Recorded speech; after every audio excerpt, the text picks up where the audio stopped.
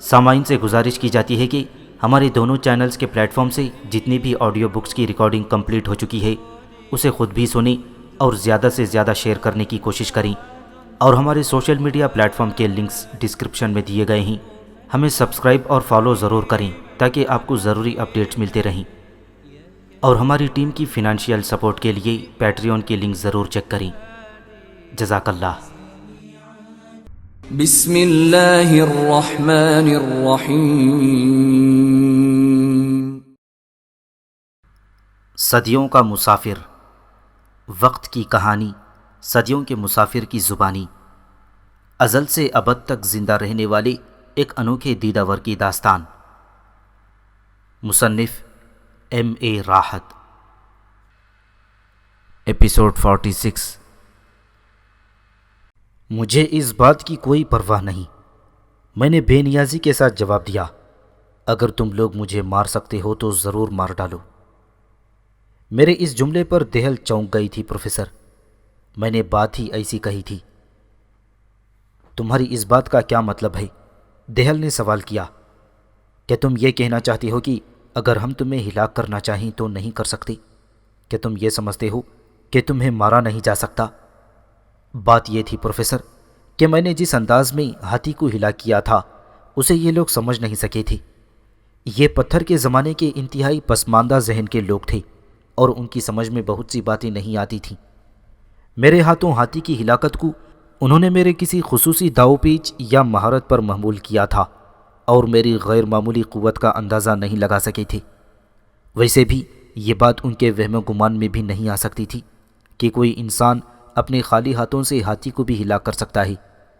اسی لیے یہ لوگ میری اصلی طاقت کے راز سے لا علم رہے، اور اسی لیے دہل نے مجھ سے یہ چپتا ہوا سوال بھی کیا۔ میں یہ نہیں کہہ رہا ہوں دہل، میں نے نرمی سے کہا۔ میرے کہنے کا مقصد صرف اتنا ہے کہ اگر تم لوگوں کو میری ضرورت نہیں ہے تو مجھے ضرور ہلاک کر ڈالو، میں اس کے لیے بھی تیار ہوں۔ کسی نہ کسی مرد کو تو ہلاک کرنا ہی پڑے گا، کیونکہ اب قبیلے میں مردوں کی تعداد 11 ہو چکی ہے، دہل نے کہا۔ اور یہ بات ناقابل قبول ہے۔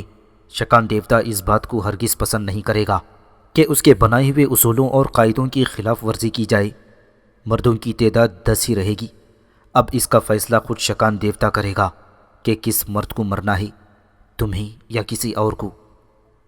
قبیلے کی تمام عورتیں اور مرد، جن میں امبالو بھی شامل تھا، غور سے دہل کی باتیں سن رہے تھے۔ کوئی کچھ نہیں بول رہا تھا۔ نارو بھی خاموش کھڑی تھی۔ ویسے بھی اب نارو میں بولنے کا حوصلہ باقی نہیں رہ گیا تھا۔ اور تب دہل نراز کے مردہ جسم کی طرف متوجہ ہوئی۔ وہ اس کی کچلی ہوئی لاش کے قریب پہنچ گئی اور فوراً ہی کسی عورت نے ایک تیز دھار والا ہتھیار لا کر اس کے ہاتھ میں دے دیا۔ دہل نے نراز کے نحیف جسم کے بہت سے چھوٹے چھوٹے ٹکڑے کرنے شروع کر دیے۔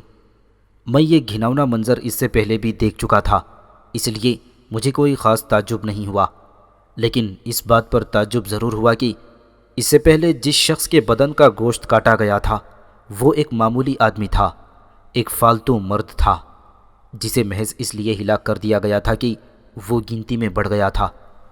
لیکن اس عظیم روحانی پیشوا کی لاش کے ٹکڑے کیوں کیے جا رہے تھے؟ لیکن تھوڑی ہی دیر بعد مجھے اپنے اس سوال کا جواب بھی مل گیا۔ میں نے نراز کے جسم کو بے شمار ٹکڑوں میں تقسیم ہوتے دیکھا۔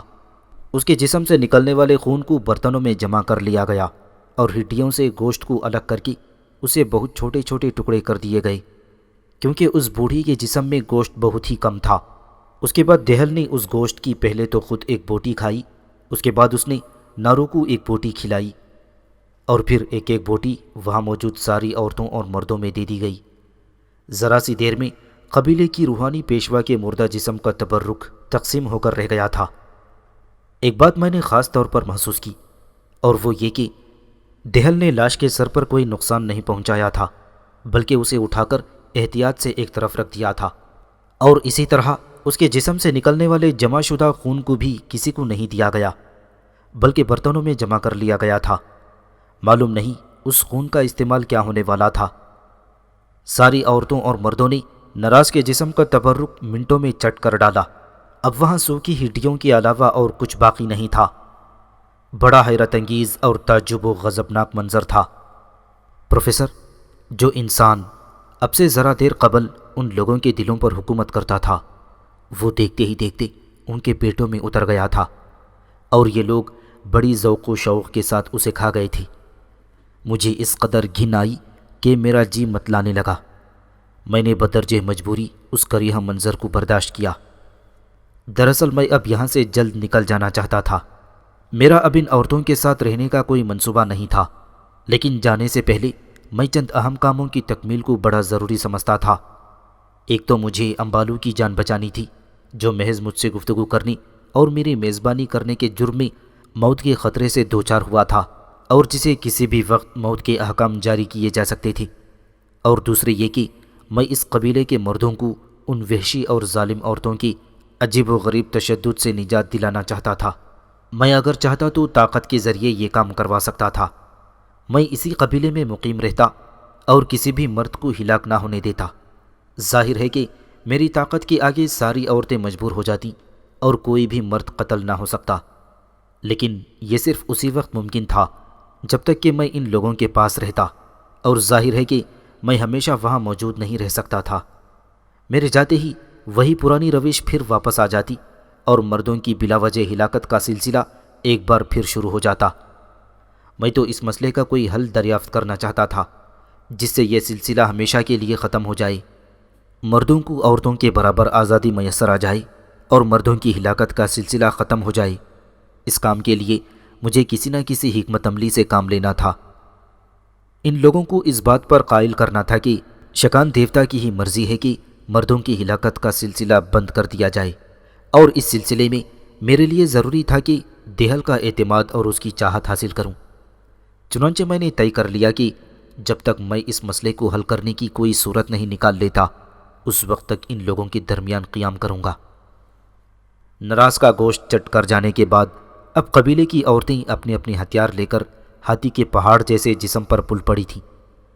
ان کے لیے انہیں شاید کسی سے اجازت لینے کی بھی ضرورت نہیں تھی۔ عورتوں کے ساتھ مرد بھی اس مردار خوری میں شریک تھے۔ وہ سب مختلف ہتھیاروں کی مدد سے ہاتھی کی ٹانگوں کا گوشت کاٹ رہے تھے اور حیوانوں کی طرح اسے کچا کھا رہے تھے۔ ایک خاص بات میں نے یہ نوٹ کی کہ وہ ہاتھی کی صرف ٹانگوں کا گوشت کاٹ رہے تھے، باقی جسم کو انہوں نے نہیں چھیڑا تھا۔ دہل اور نارو ان لوگوں میں شریک نہیں تھے۔ انہیں ہاتھی کے گوشت کے بڑے بڑے ٹکڑے ان کی جگہوں پر ہی لا کر دیے گئے تھے اور وہ انہیں کھانے لگیں۔ اس نفسا نفسی کے عالم میں وہ لوگ امبالو کو بالکل ہی بھول گئے تھے۔ اس کی محافظ عورتیں ہاتھی کا گوشت نوچنے میں لگی ہوئی تھیں، اور امبالو خود بھی بھوکے کتے کی طرح ہاتھی کو بھنبوڑ رہا تھا۔ تھوڑی دیر بعد ہاتھی کی تقریباً چاروں ٹانگوں کا گوشت ڈھیر ہو گیا تھا۔ اب اس کا جسم ایک عجیب و غریب شکل اختیار کر گیا تھا۔ ایسا معلوم ہوتا تھا گویا سیاہ گوشت کی ایک بے حد بھاری بھرکم گٹھری زمین پر پڑی ہوئی ہے۔ اب سب لوگ اچھی طرح شکم سیر ہو گئے تھے۔ ہاتھی کے باقی گوشت کو جنگلی جانوروں کی نظر سے محفوظ رکھنے کی خاطر اس کے گرد دور دور تک بہت سی سوکھی ہوئی لکڑیاں اور گھاس پھوس کا گھیرا بنا کر اس میں آگ لگا دی گئی تھی۔ اب یہ گوشت کا ڈھیر محفوظ تھا اور ان لوگوں کے لیے کئی دنوں تک کافی تھا۔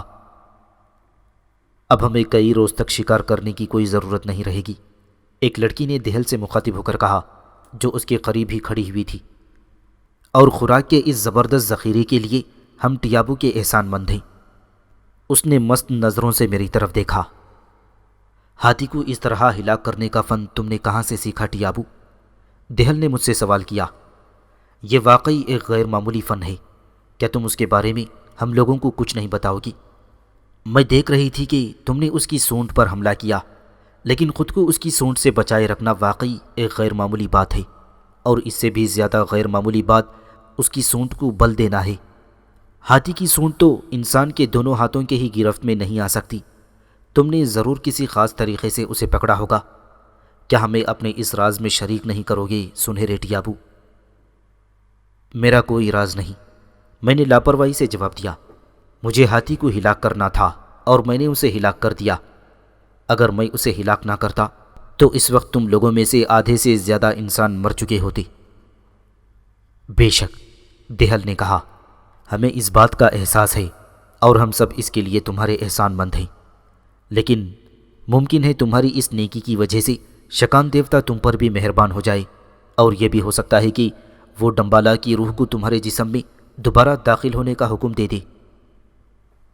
میں صرف اتنا جاننا چاہتا ہوں کہ امبالو کا کیا ہوگا۔ میں نے دہل کی باتوں کو نظر انداز کرتے ہوئے کہا، میں اپنی نہیں بلکہ اس کی جان بخشی چاہتا ہوں۔ تم لوگ اگر میری جان لے کر امبالو کی جان بخشی کر سکتے ہو تو میں اس کے لیے تیار ہوں۔ امبالو مجرم ہے اور عظیم نراس نے عظیم شکان کے حکم پر اس کے لیے سزا تجویز کر دی تھی۔ اب اس میں کوئی رد و بدل نہیں ہو سکتا۔ ہاں، صرف اس صورت میں کوئی تبدیلی ہو سکتی ہے کہ جب شکان دیوتا خود ایسا کرنا چاہے، دہل نے جواب دیا۔ نارو اس ساری گفتگو کے دوران بالکل خاموش تھی۔ وہ سر جھکائے چپ چاپ ہمارے درمیان ہونے والی گفتگو سن رہی تھی۔ اب سب لوگ اپنے اپنے گھروں کو چلے جائیں، دہل نے کہا۔ اب دھوپ بے حد تیز ہو گئی تھی اور سورج کی حدت سے لوگوں کے جسم جیسے جلنے لگے تھے۔ میں عظیم نراز کی جانشین کی حیثیت سے شکان دیوتا سے رابطہ قائم کروں گی اور پھر جو کچھ اس کا حکم ہوگا اس پر عمل کیا جائے گا۔ اس وقت تک امبالو کو اسی طرح قید میں رکھا جائے گا۔ اگر ٹیابو کو اتنی رعایت مل سکتی ہے کہ وہ مسلح پہرے دار عورتوں کی نگرانی میں یہی بستی کے کسی گھر میں قیام کر سکتا ہے، البتہ ٹیابو کو اتنی رعایت مل سکتی ہے کہ وہ مسلح پہرے دار عورتوں کی نگرانی میں یہی بستی کے کسی گھر میں قیام کر سکتا ہے۔ میں نے نارو کی طرف دیکھا، وہ اسی طرح سر جھکائے ایک طرف کھڑی تھی۔ مجھے اچانک اس پر بڑا ترس آیا اور میں نے اپنے دل میں اس کے لیے رحم کے علاوہ چاہت کا جذبہ بھی محسوس کیا۔ گوشت پوست کا یہ نسوانی پہاڑ اس وقت مظلومیت اور بے چارگی کی تصویر بنا نظر آ رہا تھا۔ قبیلے کی سردار ہونے کے باوجود بھی اس کا سارا وقار مٹی میں مل گیا تھا اور اپنی رعایا کے سامنے اس کی سخت توہین ہوئی تھی۔ میں نے آگے بڑھ کر نارو کے بھاری بھرکم شانے پر ہاتھ رکھ دیا اور دوستانہ انداز میں اس کی آنکھوں میں آنکھیں ڈال کر کہا، نارو، میں پہلے کی طرح اب بھی تمہارے ساتھ تمہارے ہی گھر میں رہنا پسند کروں گا۔ کیا تم مجھے اس کی اجازت دو گی؟ میری تم سے کوئی دشمنی نہیں ہے، جو کچھ ہوا اسے بھول جاؤ۔ میرا یہ انداز غالباً نارو کے لیے بالکل غیر متوقع تھا، کیونکہ وہ چونک کر میری طرف دیکھنے لگی اور پھر میں نے اس کی آنکھوں میں اپنے لیے پسندیدگی کے جذبات محسوس کیے۔ اس نے نرمی سے میرا ہاتھ تھام لیا اور کہنے لگی، اگر تم میرے ساتھ رہنا چاہتے ہو تو مجھے کوئی اعتراض نہیں۔ اگر عظیم دہل اس کی اجازت دیتی ہے تو تم ضرور میرے ساتھ رہ سکتے ہو، اور اس وقت تک رہ سکتے ہو جب تک کہ شکان دیوتا تمہارے مقدمے کے بارے میں اپنا آخری فیصلہ نہ سنا دی۔ ٹھیک ہے ٹیابو، دہل نے نارو کی باتیں سن کر کہا، تم نارو کے ساتھ رہ سکتے ہو۔ مجھے یقین ہے کہ ایک آدھ روز کے اندر ہی شکان دیوتا سے میری ملاقات ہو جائے گی اور وہ تمہارے بارے میں مجھے اپنے فیصلے سے آگاہ کر دے گا۔ اس کے ساتھ ہی سب لوگ منتشر ہونے لگے۔ امبالو کے گرد مسلح عورتوں نے گھیرا ڈال دیا اور اس کے علاوہ باقی مردوں کو بھی، جن کی تعداد اب 9 ہو گئی تھی۔ مسلح عورتوں کے گھیرے میں پہاڑوں کی طرف لے جایا جانے لگا تھا، جہاں سے انہیں وادی میں اتر کر اپنے اپنے گھروں میں چلے جانا تھا۔ میں اور نارو ایک دوسرے کے ہاتھ میں ہاتھ ڈالے ہوئے شاہی محل کی طرف روانہ ہونے لگے۔ مالشا اور پالشا دونوں ہمارے پیچھے پیچھے آ رہی تھی۔ نارو کے جھونپڑے میں آ کر وہ دونوں بیرونی کمرے میں ہی رک گئیں، جبکہ میں اور نارو اندرونی کمرے میں آ گئے۔ سفید فام حیرت انگیز انسان، نارو نے زمین پر بستر بچھاتے ہوئے کہا، سچ سچ بتاؤ تم کون ہو اور تمہاری ملاقات کا راز کیا ہے؟ شاید دوسرے لوگ اس بات کو پوری طرح محسوس نہ کر سکے ہوں، لیکن میں نے بخوبی اندازہ لگا لیا ہے کہ تم کتنے طاقتور ہو۔ میرے اپنے قبیلے میں کوئی مرد یا کوئی عورت ایسی نہیں ہے جس نے مجھے شکست دینے کا کبھی خواب بھی دیکھا ہو۔ میں خود کو ناقابل تسخیر سمجھتی تھی، اور میں ہی نہیں، شنتولا کی بستی کے تمام لوگ مجھے ناقابل تسخیر سمجھتے تھے۔ کوئی سوچ بھی نہیں سکتا تھا کہ تم جیسا ایک معمولی تنوتوش کا آدمی مجھے اس انداز میں شکست دے دے گا، لیکن تم نے یہ غیر معمولی کام کر دکھایا۔ تمہاری اصل طاقت کا اندازہ مجھے تمہارے ساتھ مقابلہ کرنے کے بعد ہی ہوا ہے، اور پھر تم نے جس طرح پاگل اور مست ہاتھی کو ہلا کیا ہے وہ یقین میں نہ آنے والی بات ہے۔ مجھے اپنے بارے میں سچ سچ بتاؤ کہ تم کون ہو۔ تم وہ ہرگز نہیں ہو جو نظر آتے ہو۔ تمہارے چہرے سے نہ تو موت کا خوف جھلکتا ہے اور نہ ہی کسی دوسرے قسم کی پریشانی کے آثار نظر آتے ہیں۔ معلوم نہیں کہ تم کون ہو اور کہاں سے آئے ہو۔ تم یقیناً کوئی دیوتا ہو یا تم پر کسی خاص دیوتا کا سایہ ہی، تبھی تو تم اتنے نڈر ہو، بہادر اور بے باک ہو۔ اور پروفیسر، میرا ذہن مسلسل اسی ادھیڑ پن میں لگا ہوا تھا کہ کسی طرح ان وحشی عورتوں کو مردوں کے صفاقانہ قتل سے باز رکھنے کی کوئی تدبیر دریافت کر سکوں۔ کئی منصوبے میرے ذہن میں آئے، لیکن مجھے ان میں سے کوئی بھی قابل عمل محسوس نہیں ہوا۔ شنتولا قبیلے پر شکان دیوتا کا راج تھا اور دہل اس کی منظور نظر اور ترجمان تھی۔ گویا جو کچھ ہوتا تھا وہ دیوتا کی مرضی سے ہوتا تھا، اور دیوتا کی مرضی کا اظہار دہل کی زبان سے ہوتا تھا۔ ان سب لوگوں کے ذہن انتہائی پسماندہ اور طرح طرح کے توہمات سے بھرے ہوئے تھے۔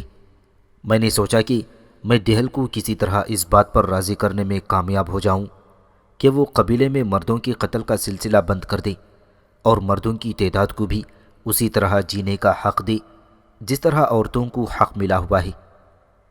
لیکن مجھے اس بات کا پورا یقین نہیں تھا کہ دہل میری اس بات کو مان لے گی۔ اسے تو بقول خود ہدایات براہ راست شکان دیوتا سے حاصل ہوتی تھی، تو پھر وہ میری بات کیسے مان لیتی؟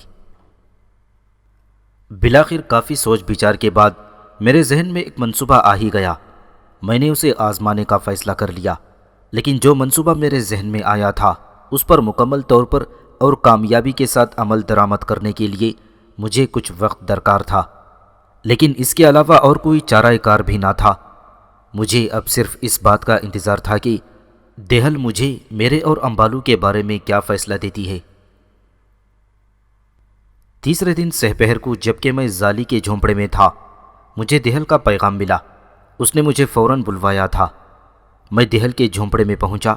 وہ اس وقت بھی گھاس پھوس کے نرم اور آرام دہ بستر پر لیٹی ہوئی تھی۔ اس نے مسکرا کر میرا خیر مقدم کیا اور مجھے اپنے پاس بستر پر بیٹھنے کی دعوت دی۔ میں اس کے قریب ہی بیٹھ گیا اور میں نے خود ہی بغیر اس کے کہے اس کا ہاتھ تھام لیا۔ میری اس حرکت پر دہل کھلکھلا کر ہنس پڑی اور اس کے موتیوں جیسے سفید دانت چمکنے لگے۔ میرے پاس تمہارے لیے بہت بڑی خوشخبری ہے بہادر ٹیابو، دہل نے مسکراتے ہوئے کہا۔ میں گزشتہ 2 دن سے اپنے ایک عمل میں مصروف تھی اور شکان دیوتا کا قرب حاصل کرنے کی کوشش کر رہی تھی۔ آخر شکان دیوتا نے مجھے اپنی زیارت سے نوازا۔ شکان عظیم ہے اور وہ سب کچھ جانتا ہے۔ اسے یہ بھی معلوم ہے جو ہم کہتے ہیں، اور اسے وہ بھی معلوم ہے جو ہمارے دلوں میں رہتا ہے۔ اسے میرے دل کی ساری باتیں بھی پہلے سے معلوم تھیں، لہٰذا مجھے اس سے کچھ کہنے کی ضرورت نہیں پڑی۔ اس نے تمہیں معاف کر دیا ہے۔ اور پروفیسر، میں دل ہی دل میں دہل کی اس سادہ لوہے پر ہنس رہا تھا۔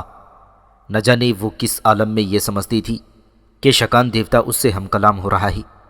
ویسے حقیقت یہ ہے پروفیسر کہ توہمات بھی انسان کے دل و دماغ میں بڑی بڑی عجیب و غریب کیفیات کو جنم دیتے ہیں اور انسان انہیں حقیقت سمجھتا ہے۔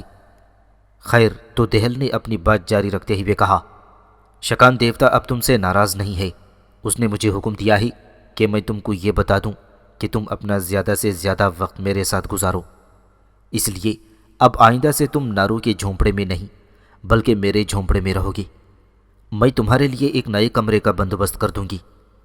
شکان دیوتا نے تمہاری اور میری مرضی اور خواہش کے مطابق امبالو کی سزا بھی معاف کر دی ہے، تو کیا اب امبالو کو ہلاک نہیں کیا جائے گا؟ میں نے خوش ہوتے ہوئے پوچھا۔ نہیں، جب شکان دیوتا نے اس کی سزا معاف کر دی ہے تو پھر کس کی مجال ہے کہ امبالو کی طرف آنکھ اٹھا کر بھی دیکھ سکے؟ دہل نے جواب دیا۔ لیکن اس طرح تو اس وقت قبیلے میں مردوں کی تعداد 10 کے بجائے 11 ہو جائے گی، اور جب امبالو کی منسوخ شدہ سزا کا وقت آئے گا تو اس وقت تک یہ تعداد 12 ہو چکی ہوگی، کیونکہ تم لوگوں کا کہنا ہے کہ اس وقت تک قبیلے کا ایک اور لڑکا بالغ ہو چکا ہوگا۔ میں نے اس سے کہا، تمہارا کہنا ٹھیک ہے، دہل نے کہا۔ شکان دیوتا نے اس بات کی خصوصی اجازت دے دی ہے کہ اگلے 3 ماہ تک قبیلے میں مردوں کی تعداد 11 رہ سکتی ہے، کیونکہ تمہارے عوض کسی دوسرے کی جان لینا درست نہیں۔ لیکن جب امبالو کی منسوخ شدہ سزا کا وقت آئے گا اور اس وقت تک قبیلے میں ایک لڑکا اور بالغ ہو چکا ہوگا، تو پھر اس وقت 2 مردوں کی قربانی دے کر مردوں کی تعداد کو دوبارہ 10 کر دیا جائے گا۔ تعداد بہرحال 10 ہی رہے گی، اس میں اضافہ نہیں ہوگا، لیکن قربان کیے جانے والے مردوں میں تم اور امبالو شامل نہیں ہوں گے۔ کسی بھی دوسرے 2 مردوں کی قربانی دے دی جائے گی۔ ان کے ناموں کا فیصلہ عظیم شکان دیوتا خود ہی کرے گا۔ وہ چند لمحوں تک مجھے پیار بھری نظروں سے دیکھتی رہی اور پھر کہنے لگی، میں آج شام کو بستی کے سارے لوگوں کو میدان میں جمع کروں گی اور ان سب کے سامنے شکان دیوتا کے اس فیصلے کا اعلان کروں گی۔ ابھی تم کسی سے اس کا ذکر نہ کرنا، حتیٰ کہ نارو سے بھی نہیں، جو کہ تم سے ہار جانے کے باوجود تمہاری بہت گرویدہ ہے۔ دہل نے مسکراتے ہوئے کہا، مجھے کسی سے اس بات کا ذکر کرنے کی کوئی ضرورت نہیں ہے، میں نے جواب دیا۔ تھوڑی دیر تک دہل کے ساتھ مزید وقت گزارنے کے بعد میں واپس نارو کے جھونپڑے میں آ گیا تھا۔ نارو حسب معمول اس وقت تک اپنی مشغولیات سے فارغ ہو کر واپس نہیں آئی تھی۔ مالشا اور پالشا بھی کہیں گئی ہوئی تھیں۔ دوسری 2 پہرے دار عورتیں موجود تھیں۔ میں سیدھا جھونپڑے کے اندر چلا گیا۔ تھوڑی دیر کے بعد ایک پہرے دار عورت نے آ کر مجھے بتایا کہ دہل نے حکم دیا ہے کہ بستی کے سارے لوگ میدان میں جمع ہو جائیں۔ وہاں وہ شکان دیوتا کی طرف سے جاری کیا جانے والا کوئی نیا حکم سنانے والی ہے، اس لیے میں بھی جھونپڑے سے نکل کر میدان میں پہنچوں۔ میں دونوں پہرے دار عورتوں کی معیت میں میدان میں جا پہنچا، جہاں بستی کے سارے لوگ دھیرے دھیرے جمع ہو رہے تھے۔ میں نے ایک نظر میدان کے اس حصے کی طرف ڈالی جہاں آج سے 3 دن قبل میں نے ہاتھی کو ہلا کیا تھا۔ وہاں اب بھی ہاتھی کے گوشت کا اچھا خاصا ذخیرہ موجود تھا اور اس کے چاروں طرف آگ جل رہی تھی۔ شنتولا قبیلے کی ساری عورتیں اور مرد گزشتہ 3 دن سے اس ہاتھی کا کچا گوشت کھا رہی تھی، لیکن ابھی تک وہ اسے مکمل طور پر ختم نہیں کر پائی تھی۔ اس کی وجہ یہ تھی کہ بستی میں بسنے والوں کی تعداد بہت مختصر تھی اور ہاتھی بہت بڑا تھا، اس لیے اس کا گوشت اب تک چل رہا تھا۔ گو کے سخت گرمی اور دھوپ میں پڑے رہنے کے باعث یہ گوشت یقیناً سڑ چکا تھا اور میں میدان میں بسی ہوئی بدبو کو صاف طور پر محسوس کر سکتا تھا، لیکن ان وحشی انسانوں کے لیے اس سے کوئی فرق نہیں پڑتا تھا۔ یہ برابر سڑا ہوا گوشت بھی کھائے چلے جا رہے تھے۔ 2 عورتوں کے ذمے یہ کام لگایا گیا تھا کہ وہ فضا میں سے آنے والے گوشت خور پرندوں کی یورش سے اس گوشت کو محفوظ رکھیں۔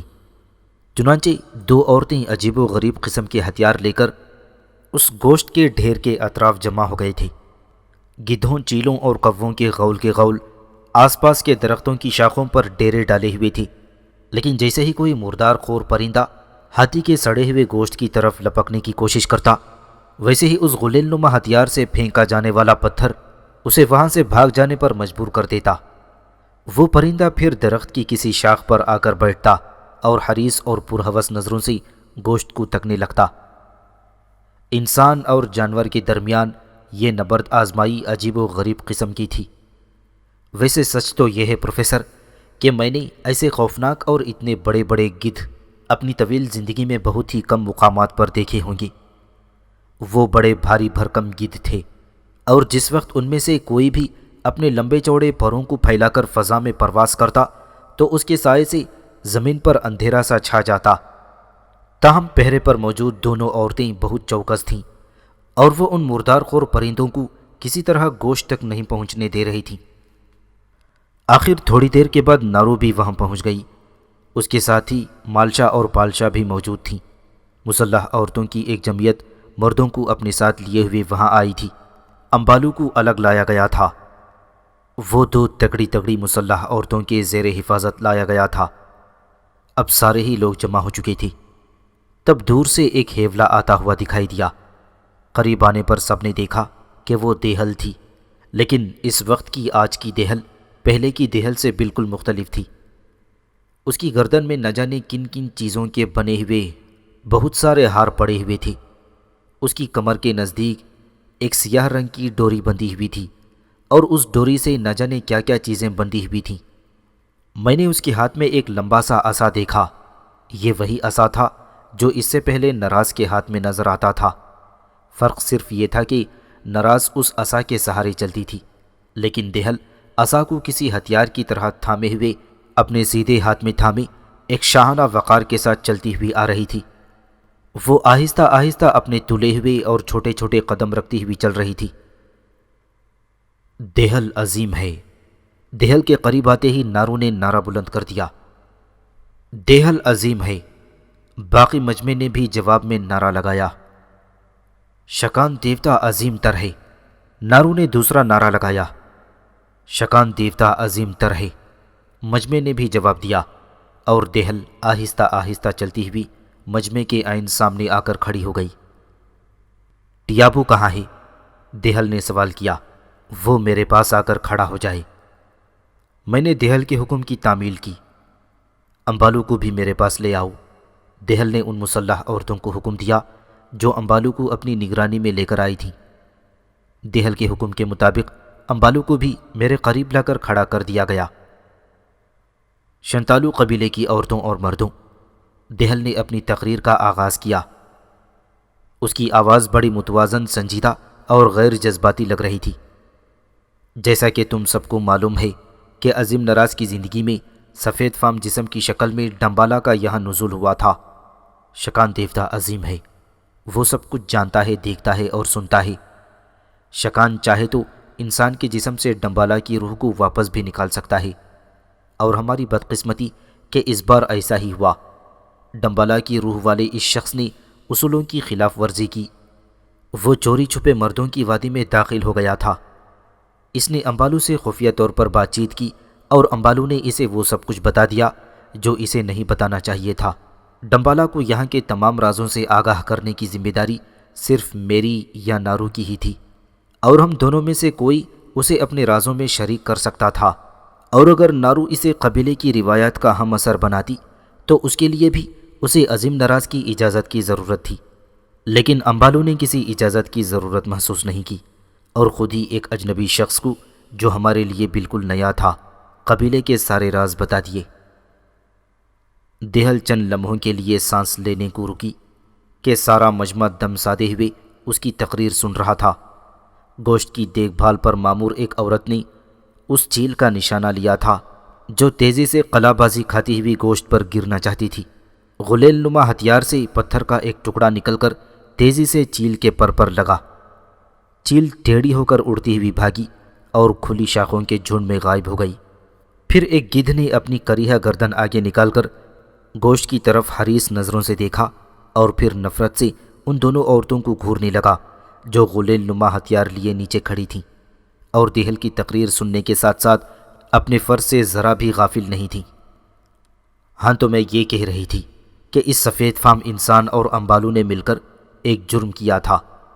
شکان دیوتا سے کوئی بات چھپی نہیں رہتی۔ اس نے اپنے نام لیواؤں کے کانوں تک ان دونوں کے درمیان ہونے والی گفتگو کے الفاظ پہنچا دیے، اور عظیم نراز اور نارو تک اس واقعے کی خبر پہنچ گئی۔